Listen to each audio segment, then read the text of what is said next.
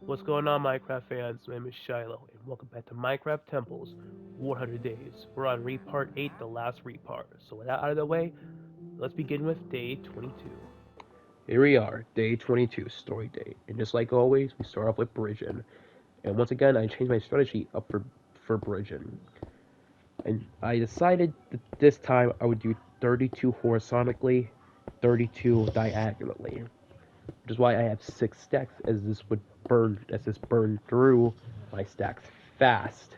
And also got 6 stacks because this is the new norm I'll do with everything to ensure that I'm way closer to finish it than ever before. And lastly is because this bridge was going to be slightly longer than the other times since I'm only doing one clip of bridging from here on out. Second clip is Nether, third clip is Cave. That's how it's going until I get to the end. And just like always, the bridge was pretty relaxing, even though there was rain all over me. Now, because it's daytime, the rain wasn't an issue, and with being so high up, no mobs ever got close to me or attacked me. And like they couldn't. I have a shield, so they would have to try. And I did what I always do: use my eyes of enders and then bridge my ways. And now let's discuss about bridging. The best bridging are always the one that isn't using wood. The reason for that being is because other materials used for bridging besides wood makes your bridging way more aesthetically pleasing and more personalized. It's also probably easier to remember, as always having oak wood in so much directions would could make you lost if you think that this direction leads to where you want to go, just lead to a location you didn't want to go to. So bridging with other blocks or just different woods makes this so much easier, as you hardly can get lost. And with someone who's a fast bridger, not me. I'm sometimes fast, but I make too much mistakes doing it. It's even better to change it up, as a fast bridger could easily recognize which path is which and go to other locations within minutes. Assuming the bridge is pretty long and far, like mine's is. Now, I probably would have been the end professor if I just kept going straight forward, but I want my bridges to feel unique. I do not want to be just straightforward lines that have to forcefully twist and turn. I want to do it naturally myself so that my bridge can look pretty unique. My bridge can look like some art that someone attempt to recreate. Art that a 5-year-old would love to his dearest heart. And, that's how it was. Unfortunately, I couldn't show it all off, as the clip was getting a tad too long, but I did the rest off camera as expected. Anyways, and during the sunset, I was in the Nether in hopes of finding some good loot in the Nether fortress that spawned in front of me. As the people know from other attempts, the Nether has not been my favorite, as I always burn or get attacked. But luckily, I came prepared with my golden boots for the piglins and knew to avoid the blazes whenever possible. I then started to make a nice sandstone bridge staircase to the Nether fortress for a quick and easy access. Know that there's no gas nearby, so I didn't have to worry about fire damage. The goal was to, simply run, open all the chests I can, and then leave off with the great loot. After finishing the bridge, I quickly went sprinting. Since I can't reveal that, but I sprint jump, something I don't do very often, so I like to keep my sprint bar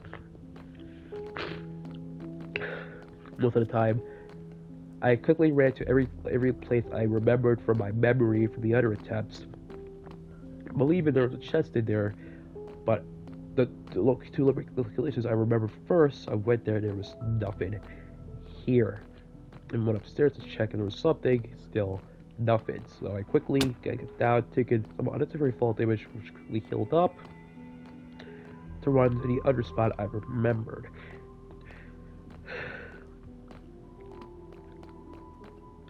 Just like the last time, though, there was nothing here. So before, I just jumped off quickly to continue the run. Decided to keep going forward, go to the next spot I remembered. That little short jump there, kind of like a Sonic game. Once again, nothing. This is where I started to get really agitated as I was confused why there was absolutely nothing here. As the end fortress is supposed to be the place with the goodest of loot. But just complete dryness. I kinda got that gold. I know you're saying I kinda got that gold, but gold is not something I'm gonna use in Nether. I would use that next part for the piglins, but I should have thought it's something like diamond horse armor in a chest. But with my luck, I just ran into nothing and decided to leave. Now in the middle of the night, I was in the cave getting lapis so that soon I could start enchanting my tools and armor. Now inside the cave getting lapis, I used a knife for the fortune from my clerk. So that with his torches, which of course afraid of the mobs, both a shield and my weapon. Every mob that came my way was not a hard challenge. It was just annoyance. But my annoyances isn't always so bad. The only bad ones are really the baby creatures. Because they're so damn there's too dang fast. And after not noticing this stuff, a random baby villager zombie came over here. Instead that Termy killed his favorite stepson, but luckily my backup stick got him out of the way. I decided to keep going this way for more lapis, trying to avoid the mobs the best I can. Avoiding every other ore that, while is useful, I don't need it. And then avoided this spider just long enough. I found my last bit of lapis I would get for the clip, killed the spider, killed the zombie, and got my lapis.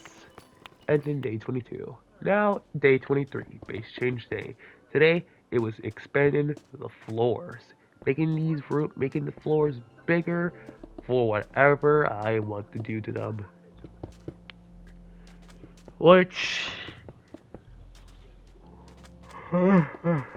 should have started with the right side for the left side first, not the right side, as the thumbnail doesn't really pick up the right side, it picks up the left side. Now it would have picked the right side if it was larger in size, something I might do next part. But in this part I decided to go like 10 I think to make it bigger. Try to make it the same height as the rooms we're in so they can look natural. Now, of course, this is natural as it gets, as there was multicolored walls and a whole target head above it. But hey, admit it, if this was a real base in Minecraft, you probably would think it's cool. But yeah, with unfortunately only 3 seconds at this time, so this part will be the norm next part, not this one. It was only the norm for the version. I quickly did this really fast, faster than any other time I tried to do something similar like this. And surprisingly, no husk interrupted me. It was the first time a husk that interrupted me in the daytime while doing something in the overworld. And which is grateful, because husky, man, they're a different type of breed. After dealing with some time in this sand hole, I used my last bit of sandstone. I then finished the other side in this, leading to the sunset, where I started the work on expanding on the second floor, using the orange terracotta to match the windows. Now, I did make a little mistake here when I was filling out, orange terracotta, which I fixed off camera. When I was doing what I believe, what I think I should be doing, since the second room, either walls do have orange, so it's like orange cake could make this completely orange. If it's the second floor, then the next one will be completely brown, brown and white to fit the next one, and so on. But I decided to be even more aesthetic. I was gonna match it the exact same way I made these rooms, which means, well, there was plenty of orange terracotta. It wasn't as much as you were seeing me place here. Now, orange terracotta does look like a pretty good food. Probably nowhere close to pumpkin pie, but it really still be a great pumpkin dessert that would put any other pumpkin non-desserts to shame.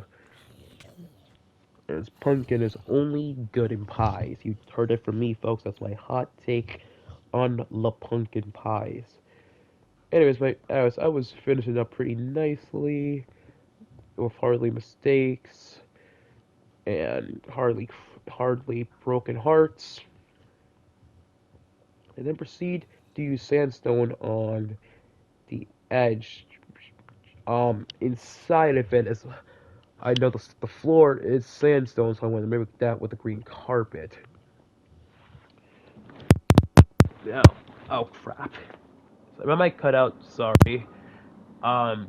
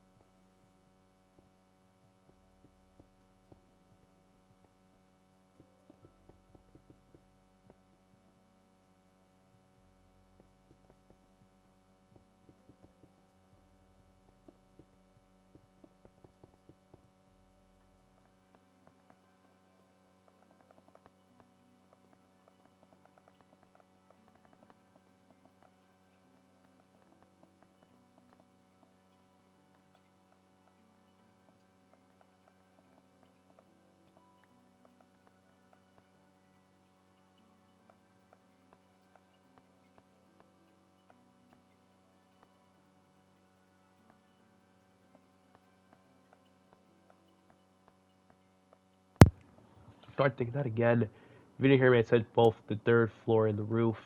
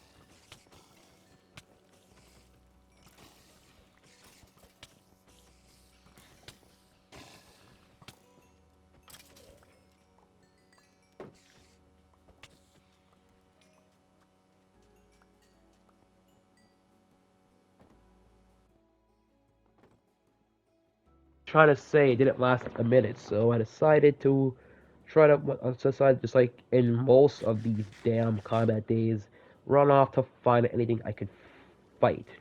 Spotted quite a few like always. Decided to use my bonus time to take them out because you always gotta figure if you're fighting. You can't always fight with a sword or axe or a shield. You always gotta try to change it up some way, even if the same shit, even though you fought like this way before. And I'm not even sure where it came from. I heard it was at the last second. Seriously, like, why are some sound effects so loud? Quiet. Why was that mob in front of at top of my roof? That question couldn't be answered, but suddenly I couldn't hit it.